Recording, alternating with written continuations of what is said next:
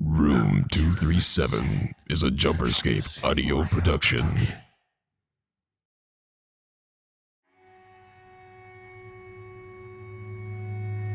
Welcome back, stranger. We've missed you. Join us in Room 237.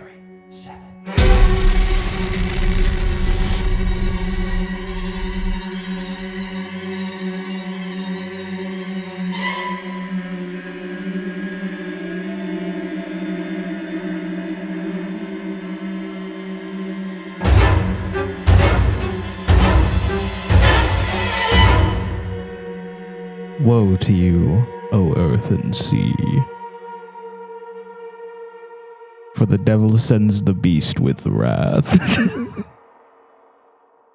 You gotta stop jump scaring me when we're going to Let start the him who hath episode. understanding and know the number of the beast, What is happening? for it is the number of a man.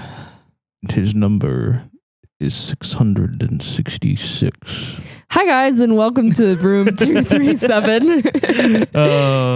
I'm having fun doing these types of intros. Well, so today is a good day. Is it? Today's a fun day. Yeah, it's fun. Today is the Omen, Yeah, correct. because the day, a week after today, will be the first Omen. correct. Now, while this is a franchise with multiple installments, I think this is the only one that's important for viewing that movie. Yeah, because it's a prequel, so. Who thought who would be better to catch you up to speed if you haven't seen it, which you should, or haven't seen it in a while, which watch it again. Then your favorites, me, James, And me, Ashton. here again on Room 237. Ooh. So yeah, pretty exciting day.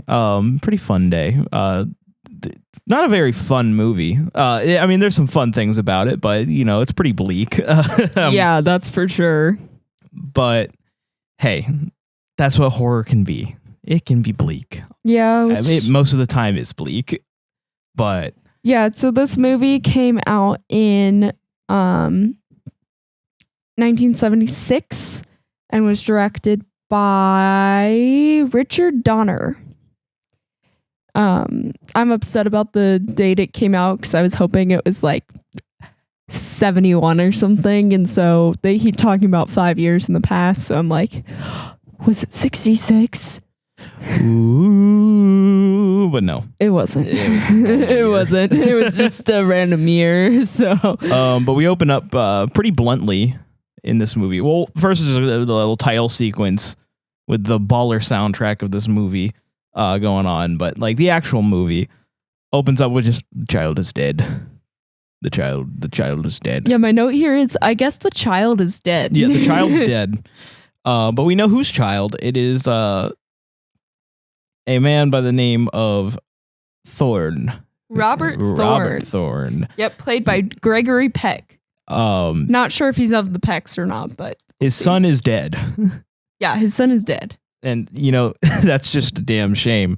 But the priest telling him this over and over again doesn't seem to have quite the bedside manner that you would expect. But that's because he has an idea. I have an idea. And we get right into the meat when he's just like, hey, there's another child. His mother died on birth. You could just take that kid so your wife's heart isn't broken. And Gregory Peck, it takes some convincing, but he's just like, okay, we'll do it. And fun fact, one of the reasons Gregory Peck took this role was because he hadn't been around when his son Jonathan actually committed suicide in 1975. So he felt connected with the role. That was sad. Yeah, sorry. So a not bummer. so fun fact, but yeah, so Yeah, that's fun fact. so sad fact. Man. But yeah, that is why Gregory Peck took this role. But yeah, so we're baby swapping at the moment, correct? Yes. What did you just say? I said we're baby swapping at the moment. Yes, we are baby swapping. I was reading a fun fact of my mistake. Oh. But yeah, so they baby swap. No way this is a bad idea. It's fate. That's how the priest is selling it. This dead-eyed priest who clearly just looks wrong. Yeah. He sells it to him, and this clearly won't backfire in any way. Well, so Gregory Peck just takes the kid and takes it to his wife and is like, here's your son. And this puts the first thing on my list, which is lie to my significant other about the child being their baby. Yeah, that's like that's divorceable. Very, very. And with the events to come, very, very divorceable. It just keeps, it's like just a fucking hole that just keeps digging itself. I'm sorry about the whole child swap thing, but there's news. It might be the Antichrist. He's special, okay? He's different. He's different. And you know what? He might want to kill you, but if you worship him, maybe he won't. But this has turned out to be a good thing because we get a nice little happy montage, and we find out that Robert Thorne has been made the ambassador to Great Britain by his old roommate, the president. So this is probably the most connected man possible. And we get a nice little flash of imagery as we see Damien go through his first couple years of life. Yeah, and I swear to goodness this child is blonde for the first half of the movie, and then suddenly he has brown hair. Actually, no. The child has brown hair as a baby. Yes. And then has blonde hair for this section of the movie. And then we skip ahead to his birthday. It could have just been the sun hitting weird. Right. And that's why it's blonde in all of these scenes. Yeah. I think it makes sense. I don't. It bothered me. I'm sorry. But not to beat around the bush, there's a dog behind the bush at Damien's birthday. Yeah, and actually, so one of the biggest problems with this dog is that this dog was like the friendliest dog known to Earth. Aww. So it was really hard to get these menacing shots of him because all he wanted to do was get belly rubs and play with people. Isn't that the sweetest thing you've ever adorable. heard? Oh yeah, we had problems with the dog on set. He was too nice and he couldn't be creepy. Make a scary face. You're supposed to be the devil. Oh, I'm so excited to be here. I hope I get some of the cake. You can just imagine the dog smile going on, just like I'm the devil. I play a hellhound and I'm so excited to be here. It's so beautiful. But yeah, there is a creepy dog at this birthday. They do a good job of trying to make him menacing. Oh, he looks menacing. I still could tell he was a good boy. Yeah, I mean, you got to be a good boy to work on set, I feel exactly. You got to be professional. Every time I see a dog actor, I'm like, look at him go. He's such a good boy. And you know what? I hope this isn't a spoiler, but I'm so glad to watch a horror movie where the dog doesn't die. Yeah, because the dog is an antagonist. I don't care. He doesn't die, guys. You would hate Cujo. Cujo, that's the movie with the dog. I know. Yeah, okay. I know. I read Stephen King. I know. Whoopsie. But yeah, there's this nanny, and she strikes me as just a good nanny. I don't know why mom gets jealous of the nanny. Well, because the kid, now that he has brown hair, he looks more like the nanny. And so when the nanny's holding Damien and they're getting a picture taken of them. That's why she's upset about it. They look like mother and son. That's why she's jealous. That's why she's upset. That makes sense. Because she's like, that's my son. I don't want anyone getting confused here. Okay. It went over my head for some reason. But yeah, Nanny just locks eye contact with the goodest boy, and she realizes that she could never be that good. And I think she takes it a little too far. So all the kids are having fun. There's even a clown. Yeah, there's a whole ass carousel. There's a carousel in this yard. And then we just hear, Damien. And we see the nanny up in a window, and she's just like, it's all for you, in like this like Boston accent. And yeah, she hangs herself. While God Save the Queen is playing. That was the most, I was like, oh my gosh, God Save the Queen is playing. I think it was coming from the carousel. So are we insinuating that the Queen is in on this plot? Oh, definitely. So guys, the royal family are allegedly Satan worshippers, allegedly. This is the least shocking thing we've said on this podcast. And somehow probably the thing that could get us in the most trouble. Ain't that fun? I like it here. We like to have fun here. Oh man, in Minecraft and all that. Yeah. Allegedly. That's the best word you can use. But yeah, she killed herself. So that was a trip and a half. And then we just kind of move on for a second. Yeah, we really do. We just cut to now Ambassador Thorne in his office, and he has a visitor. It's the doctor. The doctor? The second doctor on a misadventure. He's Doctor disguised as a who? priest. Doctor who? Who? Who? Doctor who? Doctor who? Doctor who? He's disguised as a priest. What a genius. I know. No, I swear to goodness, this is really the doctor. Yes. This is... Damien is actually just an alien. That's the thing. This is such doctor behavior, though. You must die, Mr. Thorne. I don't know about that one. Because it's early Doctor Who, yeah. Because early enough. Doctor Who was dramatic like this. And also, he pops out of nowhere, like throughout the movie. He just says crazy ass shit. He's speaking reason, though. He's got Mr. Thorne just won't listen to him. Yeah, but that's the doctor. Okay, now if a panicking priest came into your office and was like, you're in danger. You have to turn to Christ. Would you not listen to him? I would say, do you have a big blue box, sir? Wait a minute. Do you have a big blue police box, sir? Sir, is there a TARDIS? If there is a TARDIS, I would like to travel through time and space. You can save me by taking me on a trip through time and space. And they'd be like, no, your son is the son of the devil. And you'll be like, oh, funny joke, doctor. Doctor, you're so funny. Which regeneration is this?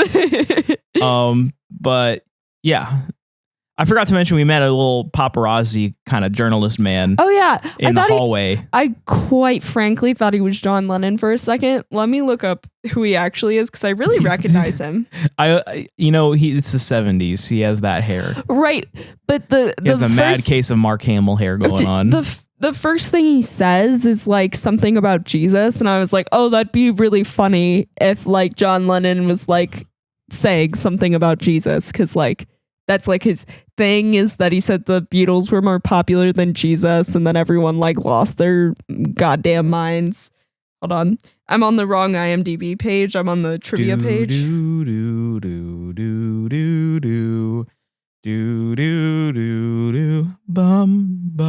this because I did this to you yesterday?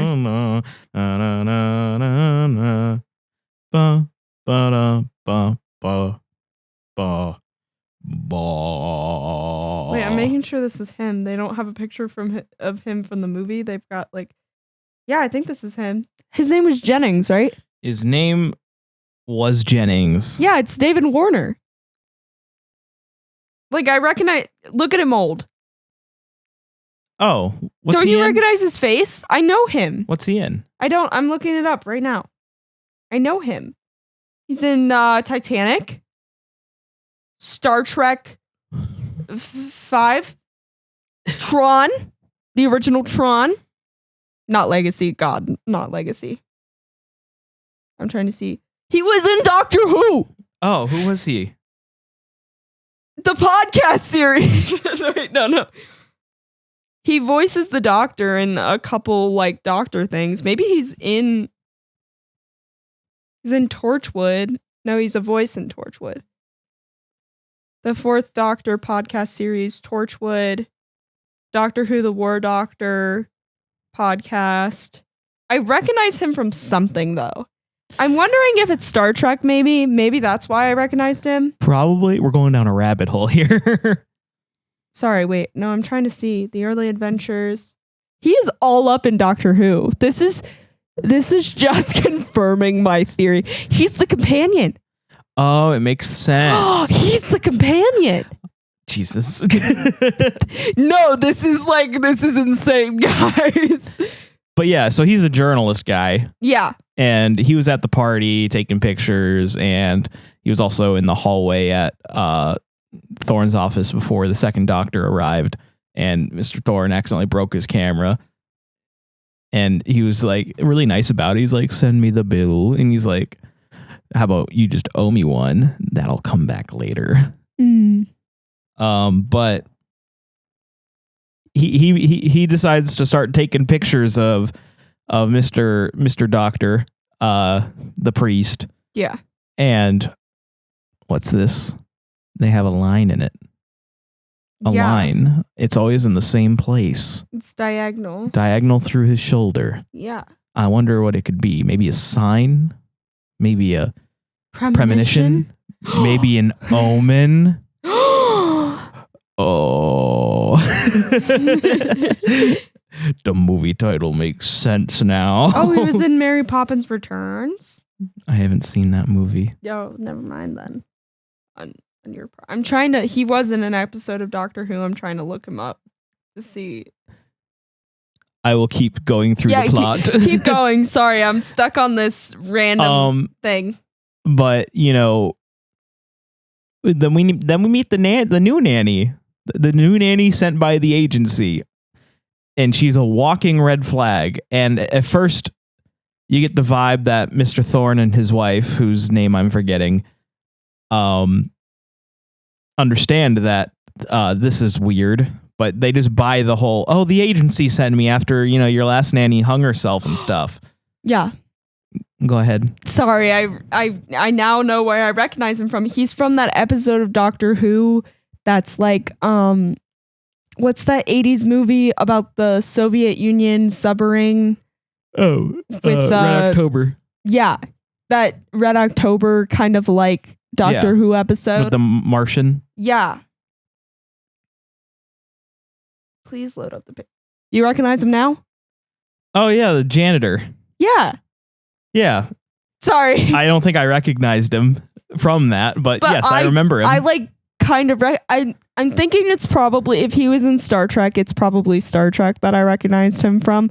But now that I see that, I'm like, oh my God, he was in Doctor Who. Okay, anyway. So yeah, the nanny. Yeah, she's, you can just tell she is aligned with the devil just by her demeanor. Yeah, so actually, originally, I'm trying to find exactly Mrs. Baylock. She was supposed to be like a warm, like, it says warm, effusive Irish nanny. And Betty Whitelaw, who plays Mrs. Baylock, in her audition, changed the dialogue to create a cold, sinister character. And that's why the nanny is so sinister in the film. She was supposed to be like kind of like a you wouldn't even notice. Like a Mary Poppins. Yeah. No. Mary Poppins is too cold. Oh. And so is Manny McPhee. She's supposed to be more like just like a Mrs. Doubtfire. Okay. Like sweet old lady. Like sweet old lady. She was supposed to be a sweet old nanny. And she auditioned. She was like, this is a devil worshiper. Like, we're going to come off just a little bit off. Like, shouldn't she be kind of witch-like? And then then Richard Donner, the director, liked that. But then they debated whether or not to keep her character because the rest of the movie was subtle enough to keep you guessing if it was really a demonic conspiracy or just a series of coincidences. And she was so over the top evil, it was pretty clear she was straight from hell. So, but Donner loved Betty Whitelaw so much that he couldn't take her out of the movie. But honestly, I think that it was a good choice to leave her in because it is really subtle. And throughout the movie, she kind of makes it feel more like a horror movie. Yes, because her presence is like, okay, she's an actual threat. Yeah. She creates a threatening presence instead of you just thinking it's a series of coincidences. So I think, I don't know if I should look up if he's still alive, but Donner, you were right to keep her in. You were right. You did a good job. Good job, man.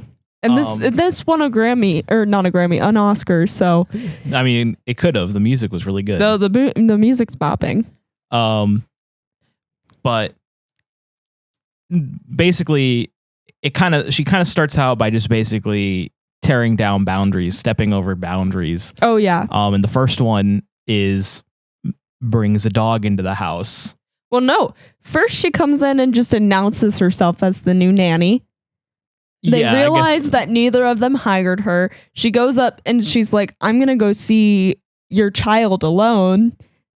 And then they're both like, wait a minute, when neither of us hired her. So then they go and ask her what's going on. And something about her, I think, just like convinces them that it's okay. Like there's almost like another worldly thing happening here that they just agree, because then they just let her be alone with their kid, which makes my list. Oh yeah, okay, yeah, go ahead. Yeah, I wouldn't let a random lady be alone with my child. I really wouldn't. No, I feel like nannies are something that you vet out. Yeah, and you want to talk to first and meet. Especially when you're like the ambassador to the United States, like, isn't that a security issue? You'd think so? I would think so. I would definitely think so. I know him being like a U.S. ambassador is kind of like a secondary thing in this movie, but it's like a plot device. It's just he's a powerful person. Yeah, but that's a security issue. She probably should have been vetted by like the American government. Probably, but maybe things were just different back then in the 70s. I feel like they would have been worse. You know, that's a good point. Pure peak Cold War time, you know. I feel like she would have been mega vetted. Maybe that's why they were so okay with it. Maybe like they assumed she had already been vetted. That's how she got in or something. I don't know. But yeah, I wouldn't let her be alone with my kid. Not cool.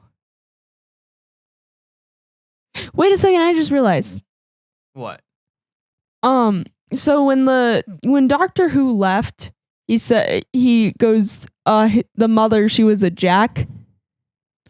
Yes. I never got it. You never did? No. Did you see the skeleton? Was a jackal. Oh, I just thought it was a regular dog. No. It is a jackal. I realized they didn't ever say it in this movie. Oh. It's said in the sequels. I was like, oh, it's a dog. Yes, he's born of a jackal. Is how they always say it. I was like, Jacobite? Like what? Anyway, brief retract over. The nanny oversteps her a lot of boundaries, and after that, the next one she does is bring in a dog, which obviously it's the dog from earlier, and obviously Gregory Peck is he tries to stand his ground as best as he can. He's like, well, if we were gonna get a dog, we'll pick it. Yeah. Call the whatever organization he said and have them pick up the dog tomorrow. Basically, the pound, basically. Yeah. Or animal control. And there's boundary number 1 that also remains overstepped. The dog does not leave. Yeah. But here we get kind of a disconnect because Mr. Thorne, he's a busy guy. He's a busy man. So he's out and about still trying to do his job and, be the ambassador. So that leaves his wife, whose name is escaping me this entire time. I have the IMDb page, but isn't it Katie? I'm pretty sure it's Katie. Or Kelly. It starts with a K. Hold on. I gotta go back through my IMDb. Catherine. So she went by Katie. Catherine, Katie, all of the above. We kind of see her slow realizations that something isn't right with Damien. Played by Lee Remick? But yeah. They go to the zoo. They do. And it's not a good sign if a herd of giraffe run away from your child. Run away from your kid. As fast as possible. Yeah. And it's also not a great sign if a wild pack of baboons try and get inside of your vehicle to kill your child. I mean, that could just happen, I guess. So maybe they think coincidence. So to do this scene, where the baboons attack the car in the Windsor Zoo Park, an official from the zoo was in the backseat of a car with a baby baboon, but the baboons didn't have a response. They then took like a head of a baboon, like they made like a fake head of a baboon, and the baboons outside went crazy. And actually, Lee Remick's terror as the baboons attack was real. Like, she was actually freaking scared. That checks out. They wouldn't do this in on a modern movie set because this is endangering your actors, but Yeah, they actually had the baboons attack the car and she was scared. It's pretty insane though. It's a good scene. But I mean, we pretty much just get what I can with her. She just kind of gets vignettes of basically being tormented by her own child while Robert Thorne is on a great exposition quest because he meets the doctor again. The doctor, he really needs to pick his moments because he really did just kind of be a buzzkill after this game of rugby that they were watching. He's like, meet me at the park, 2:00. Your wife is in danger. And, any reasonable man, he's like, okay. And this is where I wrote down this is actually the second Doctor because he just appears out of nowhere. I'm like, this is such a... It's not exact. It's like, it's kind of like a ninth Doctor thing to do, if you know what I mean. Just appear. Just appear and be like, here's your warning. Now do that. Bye. Run. And then disappear forever. Like, that's so a Doctor thing to do. But yeah, so he warns them. And is this where they want to go to the wedding? Yes. Then in between this, they are going to a wedding, and Mrs. Baylock is like, I think Damien ought to go to a park. He shouldn't go to no church. He wouldn't even understand what's going on there. Mm-hmm. And Catherine's trying to put a foot down, saying, have my son dressed and ready to go now. Yeah, so they start to take him to this wedding, and this kid is like terrified as they're driving up to the church. This kid's facial expressions in this movie are so good for his age. Yeah, so He that's does what a really good job. I was about to say. Henry Stevens is the actor, and Donner found that the best way to direct him was to get like genuine reactions. Stay close, stranger. The room awaits you after these messages.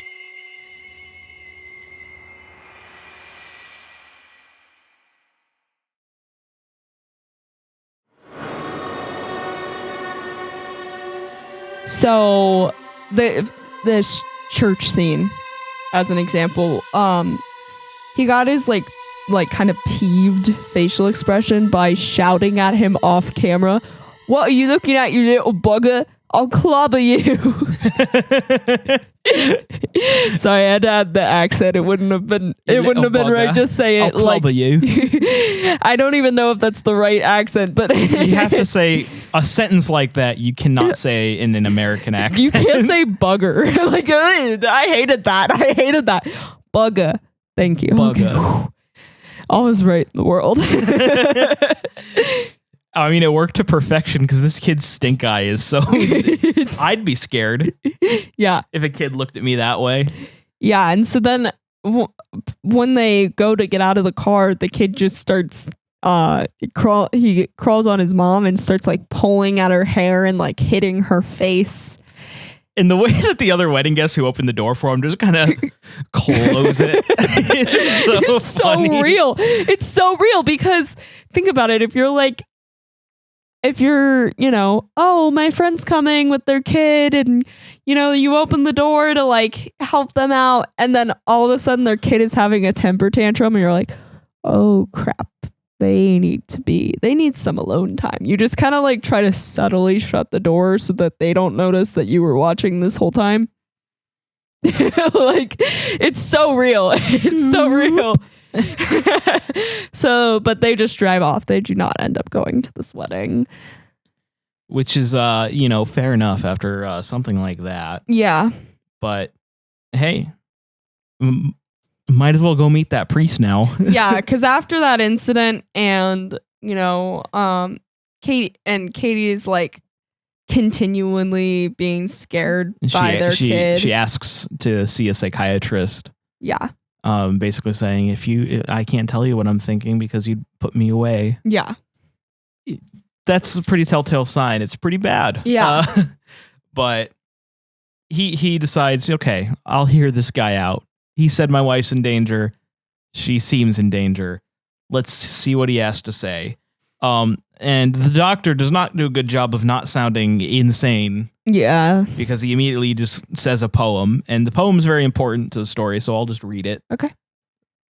When the Jews return to Zion, and the comet rips the sky, and the Holy Roman Empire rises, then you and I must die. From the eternal sea he rises, creating armies on either shore, turning man against his brother, till man exists no more. He wrote it himself. That's made up for the movie. That's not a real poem. Yeah. But it's placed as a real poem that has actual importance to the biblical tellings of this world. Yeah. So basically, the eternal sea is politics, mm-hmm. and the foretelling of the comet was Damien's birthday. Mm-hmm. All that happened. Mm-hmm. And the priest is trying to explain this, but he's not doing it without sounding like a nutcase. So essentially, the priest does finally find something to give him pause, and that's your wife is pregnant again. He will not let that child live.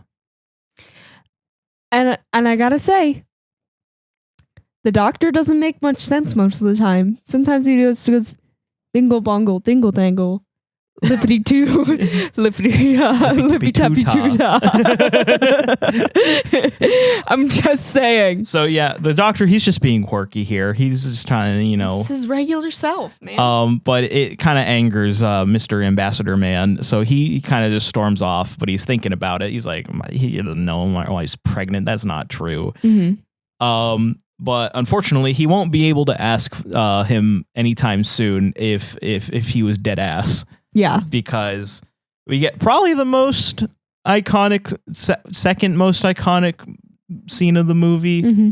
And that is finding out what that line through his pictures was. The weather starts going all crazy. Mm-hmm.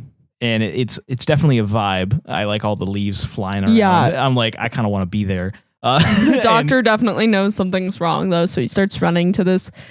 I'm thinking it's an abbey, but I guess it's just a church. Yeah.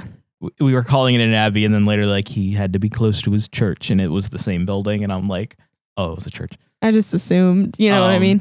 But he's trying to get in. Doors are locked. Shouldn't have locked yourself out, bud. And then a giant spike at the top of the church, very conveniently placed, but hey, it's there. It's a lightning rod. That makes a lot more sense. Because it gets hit by lightning and then breaks. And it falls, and he doesn't try to get out of the way. He just kind of goes, no! And then it goes right through him, and the effect is really cool. Yeah. Because he's, like, it's so just anticlimactic in that disturbing kind of real way. Yeah. You know what I mean? It just goes, he's dead. Yeah. And I just got to say, I would just say no like that if I knew I was just going to regenerate. This is where we found out he's not the doctor because he's just dead. Well, we didn't linger too long. We don't know. Well, do you think he would have given up on his mission because he didn't try and help Mr. Thorne again? What if he didn't? What? What if he didn't? What if he regenerated and became that exorcist guy? You mean Bugenhagen? Yeah. Because he also told him to go and find a man named Bugenhagen in the city of Migo too. Yeah. Or Megiddo. Or if we're on the track that Jennings was his name, right? No, not Bugenhagen. The other one. Bugenhagen. The camera guy. Jennings, yeah. Yeah.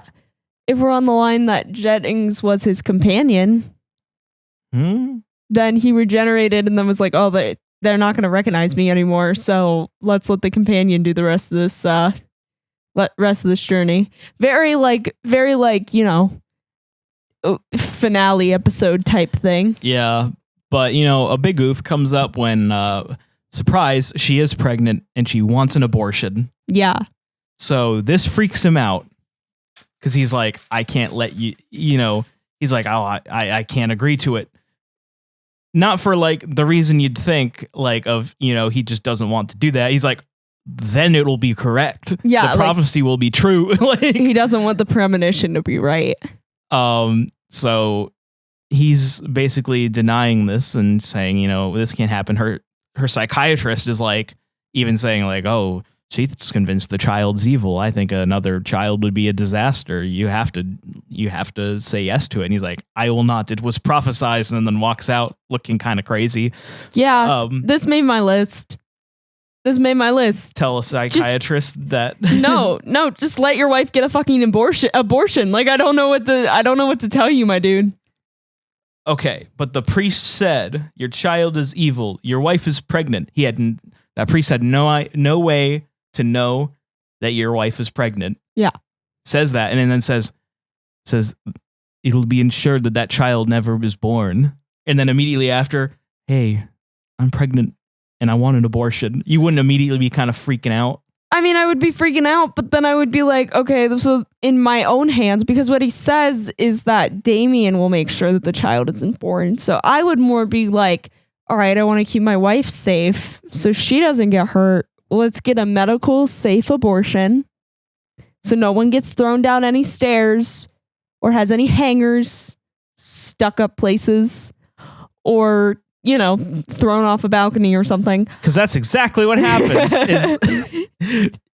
She's really struggling to water this plant that's hanging from the ceiling on a balcony.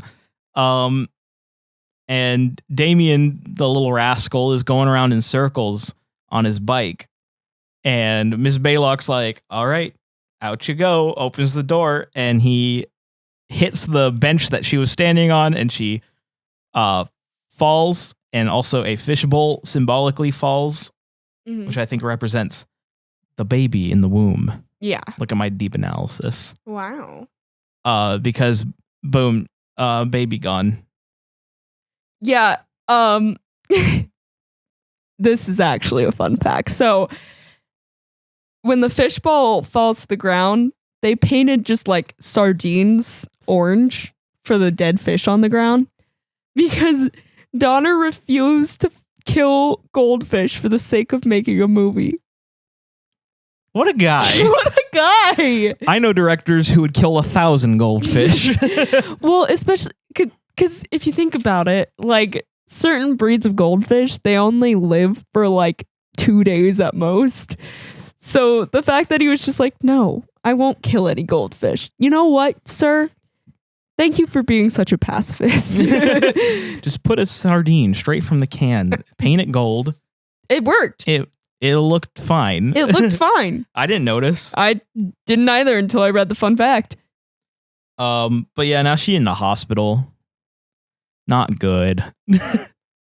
Yeah, but here's the thing. I'm thinking in like 70s horror movies, like type mindset. I'm like, when she falls off that balcony, I looked at James and I said, if she dies from this, I'm going to be so pissed.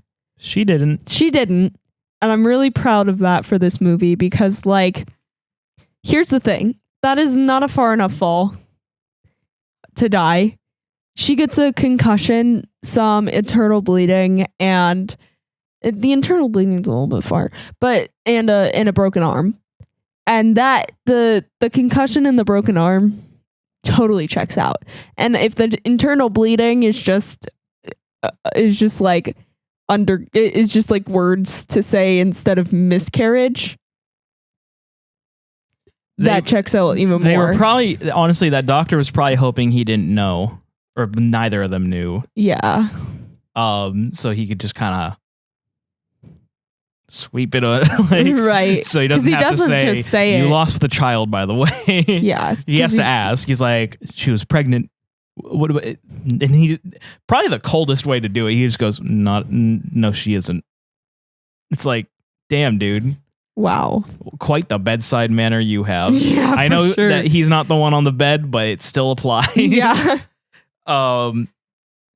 But this inspires him to, he gets a call from Jennings telling him, hey, basically, you need to come see this shit.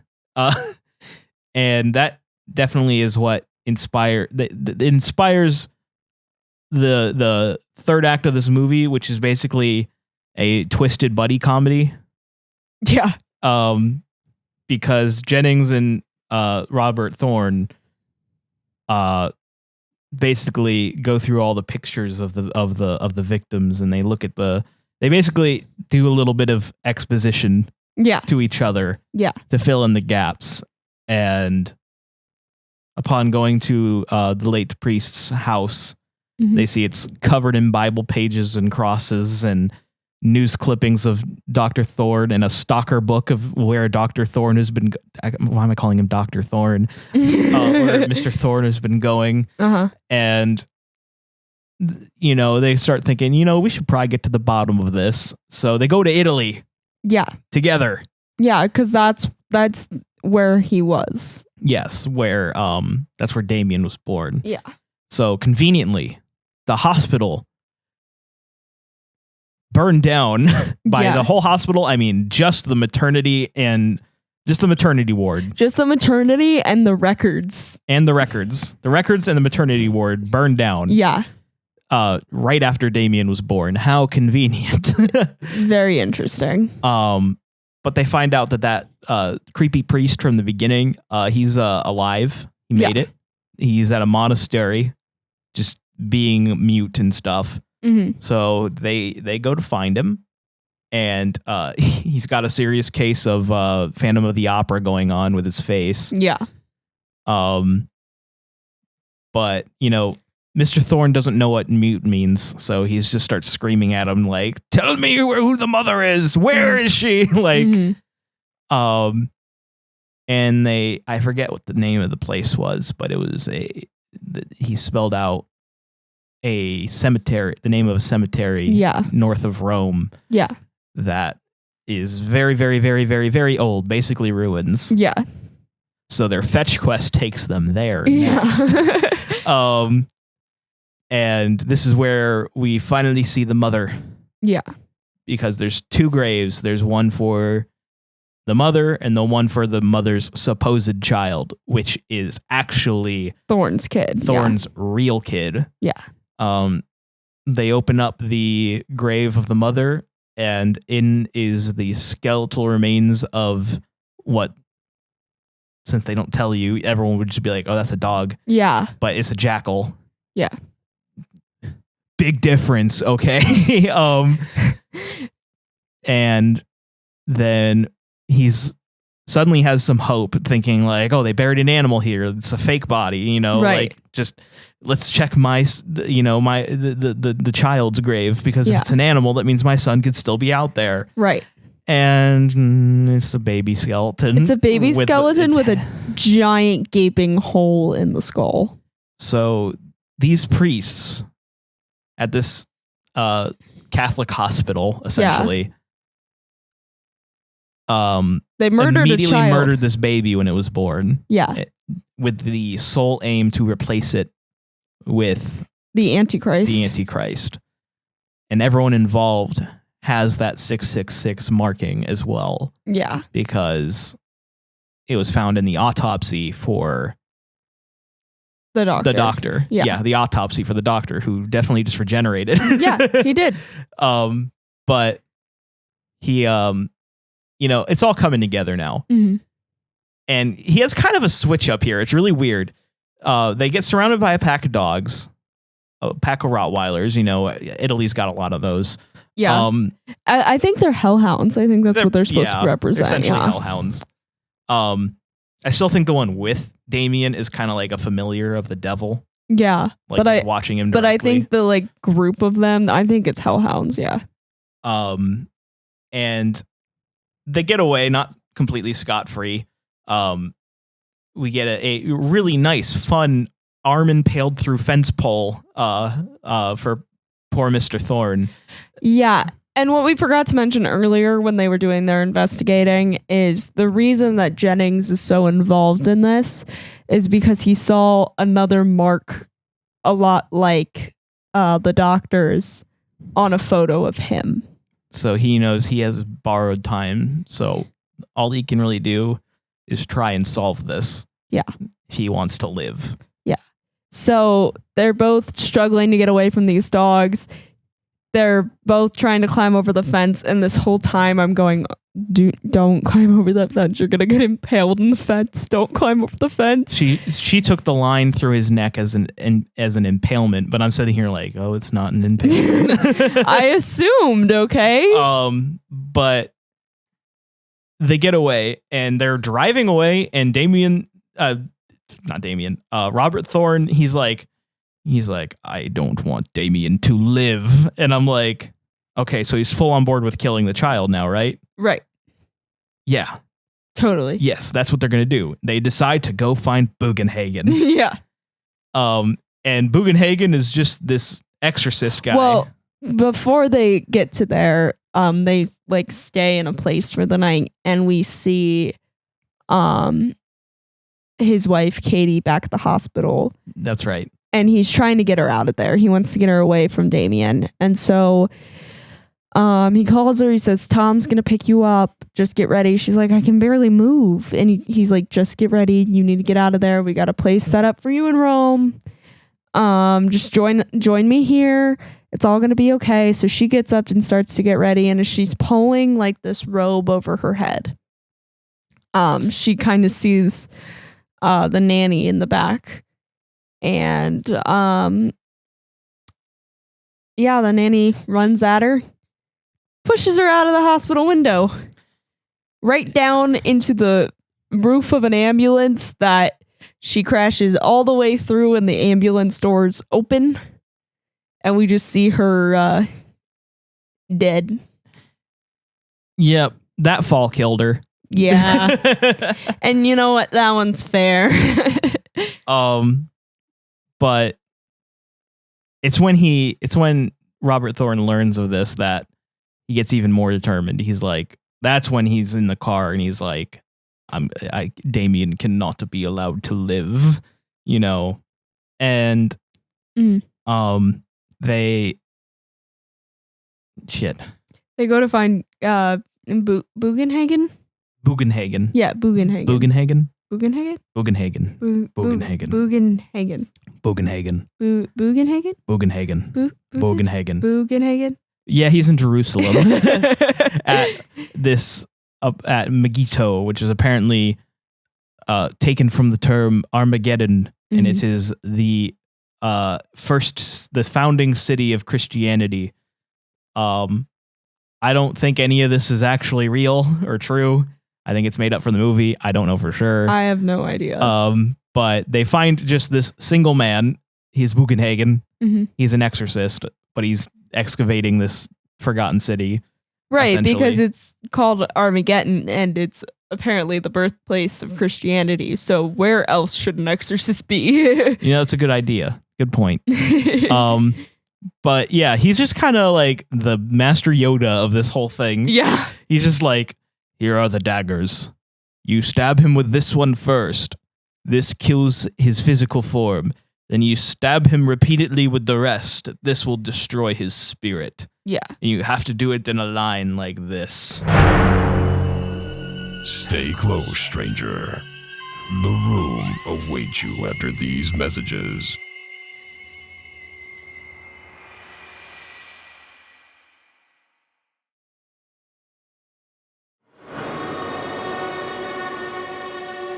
And you got to do it on an altar in a church. And he's like, he has the mark of 666. And he's like, well, no, he doesn't. I've bathed him. He's like, well, did you check under the hair? And this was apparently mind-blowing. So this is when we have a little bit of disagreement. Jennings is like, all right, let's go. What'd they tell you in there? Let's do it. And he's like, he told me to stab a child. I'm not going to stab a child. What's with the switch up now? You know what, though? I think it's fair. Like, the idea, like, just like the thought, I'm going to kill that kid versus, like, you're starting to put it into motion. Actually going to physically kill a child. There should be, if you're a good person, there should be some sort of, like, even if it is the Antichrist, yes, you should have like movie, a little bit so of my brain's like, do it. Like, he's the devil. Right, but Thorne has the right reaction here of I don't actually want to physically kill a kid. I was just really fucking mad. But then he does this thing. He throws this priceless artifact out into like a construction pit thing. Yeah. And Jennings is like, oh, if you won't do it, I will. So he goes to go get him. And then we see some Final Destination bullshit happen. Yeah. Where this truck's brake comes loose and flings a pane of glass at Jennings' head, decapitating him. I was not ready for it. I went, whoa. All the other Omen deaths are pretty subdued. Even like the priest, like I would consider subdued because it's played pretty straight up. This is like over the top as hell. Yeah. But it's still shocking enough that all those questions that Robert Thorne had, he's like, okay, he is the devil. Yeah. I should go check his scalp now. Yeah. And this is where I made a note right around when we were talking about killing a kid. I was like, what if this is really just the story of a psychopath nanny and a father who goes absolutely insane? It's possible. It's entirely possible. Until he does go home and he does cut his hair and he do got the mark of the beast. Which is why I'm saying the dad just goes insane. Oh, he hallucinated it. Yeah. Yeah, that's possible. Because the death of his wife. Well, okay. Which is probably real. So you said a psychotic nanny. A psychopath, because she's the one who killed. That's true. So she killed her. That would explain her next thing. behavior of attempting to kill Robert Thorne. Yeah. And you could say that she manipulated the nanny to hang herself in the beginning. Yes, for what seemingly was a father touching his son's head while he slept. Yeah. But no, that's not how the movie goes. Yeah. No, I'm just saying. Yeah, it's a way you could read into the movie if you want. Yeah. If you get bothered by religious themes so bad and you just want to make it a psychosis episode, you can do that. You really can. It's pretty easy. But plus Doctor Who. Yeah, we got kind of a struggle here. Damien hides behind a chair as they're fighting, and he eventually kicks Mrs. Baylock in the head, and she's knocked out briefly. Yeah. The way he just kind of walks over to the chair and stands there like a father finding his kid in hide and seek. Yeah. Pulls it away. Then he just picks him up by one arm. And I'm like, okay, damn. It is upsetting watching a father who is going to drag his son away to kill him. Yeah, it definitely is. Even with the context. Yeah. Because the kid is screaming, help, help, help, stop, But Mrs. Baylock's not out of it yet. First, he falls down the stairs with Damien. Yeah, because Damien pulls at a light and electrocutes the both of them. I did not notice that happen. Yeah. That's what happened. Okay. And then they fall down the stairs. And this gives Mrs. Baylock time to catch up. And they have a little kitchen scrap. It's kind of fun. Maybe. Yeah. Sort of. Yeah, and he stabs her with a chicken poker. Yeah. Into the jugular. And it's kind of darkly comedic, but she tries to pull that out, but breaks the handle. Here's the thing. I didn't want him to have to kill more than just the Antichrist. So I was like, don't pull that out. If you pull that out, you die. So when she broke the handle, I was like, all right, only one count of murder. But she was dead anyway. Was she? Yeah, she's dead. Oh. We saw that? She's dead. Okay. She's on the kill count. Oh, really? I don't think this movie has a kill count. I was just saying that, but she's dead. She doesn't appear in any other movies. She's just dead. I mean, fair, I guess. But he drags Damien into the car, and the ending of this movie is very fucking bang, bang, bang, bang, bang. Yeah. Because he simply catches the attention of the cops, which good job, buddy. It's him leaving his own house. Yeah. Because he's a ambassador. They have to check people in and out of the house. So when he drives out of the house without getting checked, immediately they're chasing him because they think there's something wrong. Good point. I didn't think of it that way. Yeah. But they're following him. Yeah. He gets to the church, gets Damien up to the altar. Yep. And he has a brief pause because Damien's just like, Daddy, no. Yeah. Daddy, no. And you're like, oh God. Yeah. But pause is enough for the cops to basically just pop in and say, don't move or I will shoot. He moves. They shoot. It's really this fast. It is really this fast. He moves. They shoot. Slow-mo shot of bullet coming out of gun. Yeah. And we cut to black. We cut to funeral. We cut to the funeral of the two of them. Yes, of Mom and Pa. Yeah. But the thing is, actually, when you watch the funeral, you could argue you don't know who the funeral's for. Yeah, I thought it was for him and the kid. But as the funeral goes, you see a man walk up to another man and say, Mr. President, it's time to go. And he's like, just a moment. Yeah. And it pans down, and guess who's with the president now? Damien. Sorry. who? Well, let me pull this up. Sorry, I was responding to some stuff on Discord, so my trivia page got put away. But let me find the thing about the music. So the song Ave Satani. Yeah. Hail Satan. Yeah, Ave Satani remains the only Best Original Song Oscar nominee for a horror film, and the only nominee that was written and sung in Latin.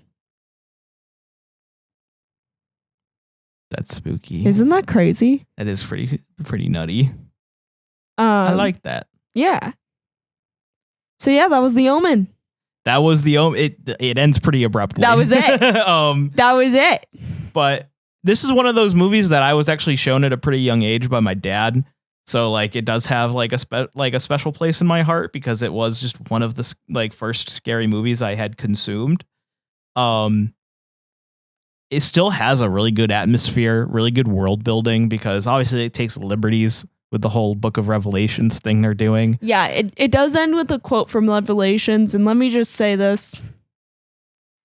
I don't trust Revelations. It's the only book of the Bible told as a prophecy, not as a story that happened already. Yeah, not as a historical, what's the right word for it? Almost like a textbook. Yes. Because the Gospels are literally textbooks. They're written by people who knew people who were involved in the stuff that happened with Jesus. Matthew, Mark, Luke, and John. Each in different years, which is why the retellings are different. But yeah, they're basically textbook entries. And Revelations is kind of more like biblical fan fiction. It was written later than the Gospels and stuff as well. But it is a good story. It's a good story, that's for sure. I like it. It's a very interesting take on the end. Yeah. But it is definitely written with the Roman Empire in mind. Yeah. And Emperor Nero especially. Yeah. So my personal recommendation is not to take the Book of Revelations too seriously. It's only in the Bible because it's so old. And also it's a very dangerous thing that a lot of people do. Yeah.